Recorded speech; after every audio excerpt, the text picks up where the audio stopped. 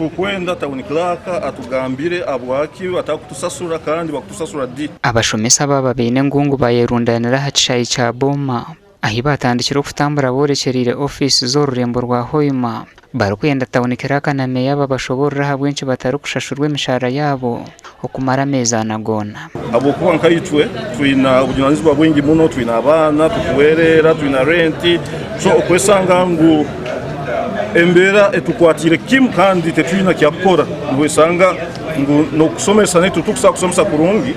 omwana wombo sigira omuka okagenda okasomesa omwana wonde njale kuruma owerarikire cyokuye cya rwebagyo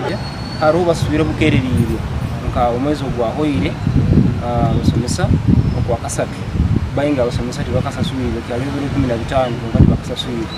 abasubira okwa kabiri nabakasubira obwire bwenzere bakasubira 13.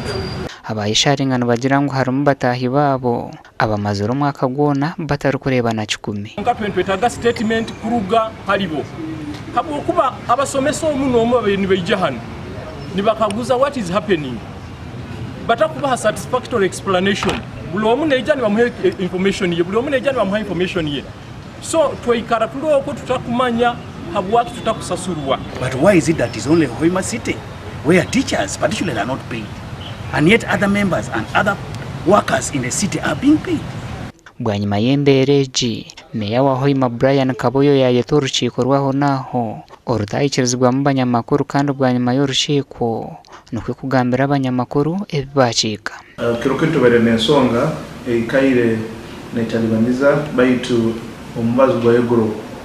ekyo kubanza ekimanze kwetegereza ntingo aro communication gap habo kuba town clerk akahandikira ba head teachers bona ensonga zero kyokangira ba head teachers batamanyisa basomesa babo so ekimanze kwetegereza kubanza kuba meeting amanye ensonga eriki ego kubanza nti government omusara go yasindikire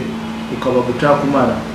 okurugera hari meya Kaboyo babire bino kuteganisibwa bitu yashaba bashomesa kukumisariza ngo imishara yabo nibije kugitungo kwezoko gashakonwaga ba Ambrose Katoto.